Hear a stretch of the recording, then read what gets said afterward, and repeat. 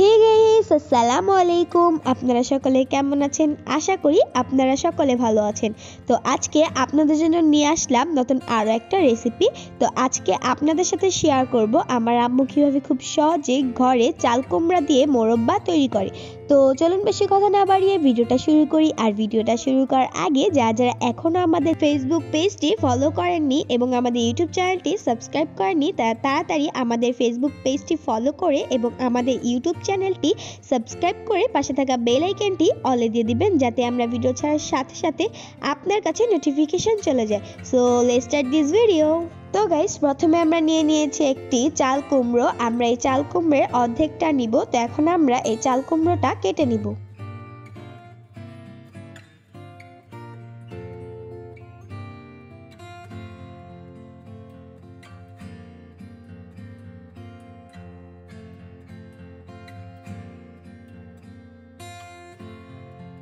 তো গাইস, আমাদের চাল কুমড়োটা কাটা হয়ে গিয়েছে। এখন আমরা এই চাল কুমড়োর অর্ধেকটা ছোট ছোট করে কেটে নিব।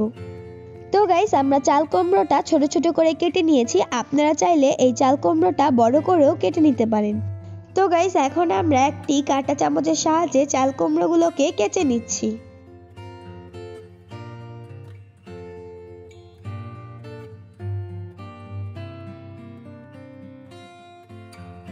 তো গাইস, আমরা সবগুলো চাল কুমড়াকে কেচে নেওয়ার পর ধুয়ে নিয়েছি। এখন আমরা এটার ভিতরে চুন দিয়ে দিব। আমরা পান খাওয়ার জন্য যেই চুনটা ব্যবহার করি সেই চুনটা এখন দিয়ে দিব।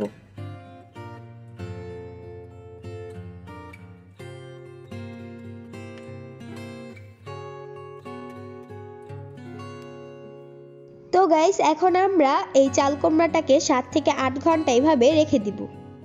তো গাইস, ফিরে আসলাম 7 থেকে 8 ঘন্টা পর। এখন আমরা চাল কুমড়োগুলোকে ভালোভাবে ধুয়ে নিব। তো গাইস, আমরা চাল কুমড়োগুলোকে ভালোভাবে ধুয়ে নিয়েছি। তো গাইস, চলে আসলাম চুলায়। এখন আমরা এই চাল কুমড়োগুলোকে সিদ্ধ করে নিব। তো গাইস, আমাদের চাল কুমড়োটা সিদ্ধ হয়ে গিয়েছে।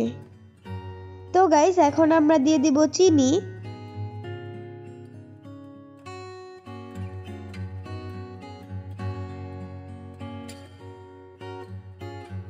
তারপর দিয়ে দিব 2টা এলাচ। আপনারা চাইলে নাও দিতে পারেন। তো এখন আমরা এগুলোকে মিক্স করে নিব।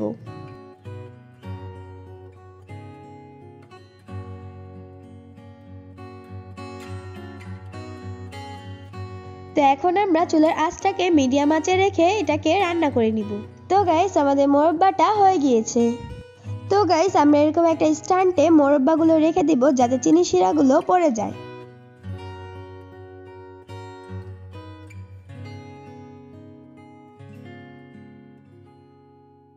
তো গাইস, এখন আমরা আপনাদেরকে একটা মোরব্বা ভেঙে দেখাচ্ছি।